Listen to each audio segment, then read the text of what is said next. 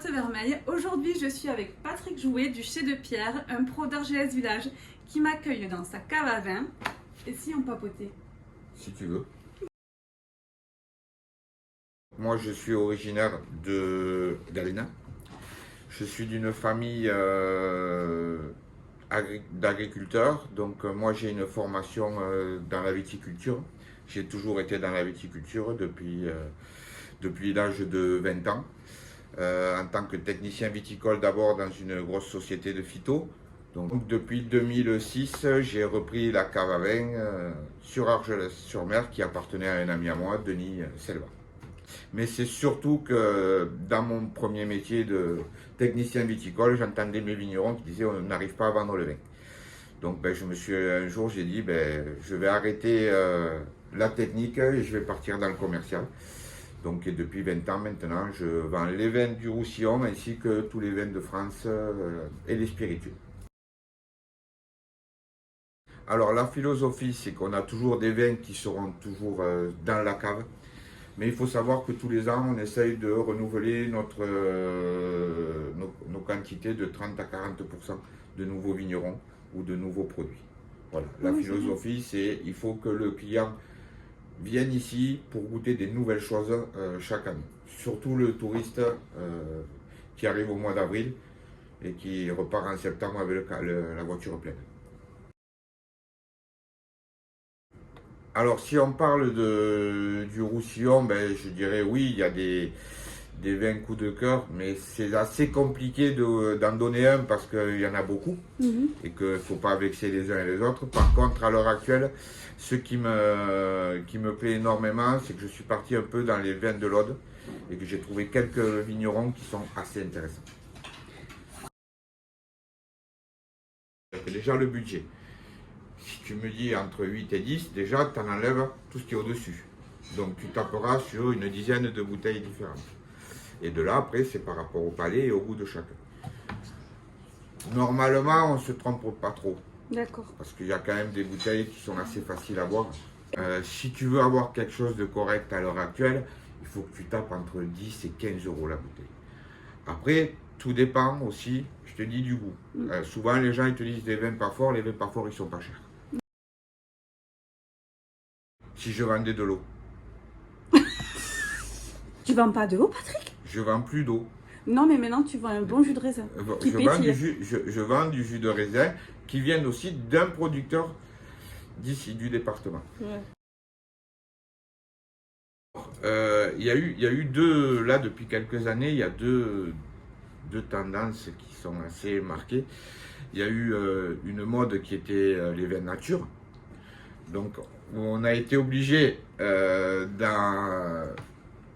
on va dire commercialement d'en avoir toujours un peu parce qu'on ne peut pas toujours refuser parce que les ventes elles se font très rares en ce moment, c'est très compliqué, que le commerce est très compliqué. Donc on a eu cette tendance-là qui a duré 3-4 ans, même je dirais 5 ans. Là ça commence à diminuer un peu, où on repart plutôt sur des choses un peu plus intéressantes de biodynamie et de bio. Et là maintenant, là, depuis 2-3 ans, mais grâce à notre télévision française, à nos informations, on part sur les vins sans alcool. Mais qu'est-ce qu'un vin sans alcool? Un vin sans alcool, ça peut être du jus de raisin à la base. Non, mais c'est un vin qui est vinifié normalement et avec lequel on désalcoolise. Ça a été une tendance, on en parle. Bon, il faut dire que sur une cave comme la mienne, à l'heure actuelle, sur 36 bouteilles achetées l'année dernière, il m'en reste 30. Donc je pense que je ne suis pas encore assez compétent sur ces ventes-là. Ah ouais, moi j'adore Mireille. Attends. Moi j'adore Mireille. Attends. Quelle Oh expérience putain, tu as avec la danse mon loyer tous les mois. Je veux dire, ça s'est toujours bien passé. Il y a quand même une bonne ambiance. C'est une agence qui est dynamique et jeune. Et l'avantage c'est ça. C'est que je pense que je partirai à la retraite, ils seront encore là. Et j'espère. Et j'espère que c'est eux qui me fêteront mon départ à la retraite en me disant on te fait un loyer gratuit par exemple ou un an gratuit avant. Oh non, attends, après ça ne dépend pas de nous, mais par contre on peut être là à la fête, il n'y a pas de souci. Quand vous vendez une maison, que vous arrivez à vendre une maison, derrière vous êtes obligé de mettre une bouteille de vin. Donc on peut être associé. Et C'est s'associer. justement ce qu'on fait. Et bien c'est pour ça que je vous dis, l'association, elle est toute faite. Donc depuis l'arrivée de Cécile, début de mois de décembre, elle est en train de monter un compte Instagram que vous allez nous trouver dessus assez régulièrement sur toutes les nouvelles animations et toutes les nouveautés de la cave. Mais je suis déjà sur Facebook, alors je partage les événements de dégustation, les nouveautés et les dégustations. Toute l'année, on va dire que vous avez une grosse des animations qui démarrent fin juin et qui finissent fin août. Où tous les samedis, vous avez un vigneron ici qui fait goûter ses vins. Tous les samedis matins, de 10h30, on va dire, jusqu'à 13h. Voilà. D'accord. En sachant qu'en même temps, on en profite pour faire goûter la charcuterie du boucher, Jep. J'aime beaucoup la chasse, j'aime beaucoup la montagne. Passer un moment qui te sort complètement de ta vie personnelle à la maison, mais ainsi que la vie professionnelle. Mais c'est vraiment une passion.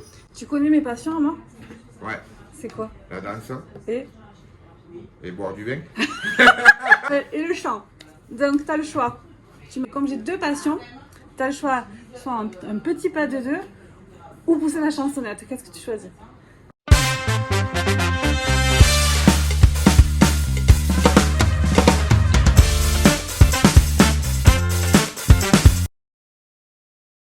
Bon. Merci Patrick pour ce papotage, ce moment partagé. Une actualité, quelque chose, le mot de la fin.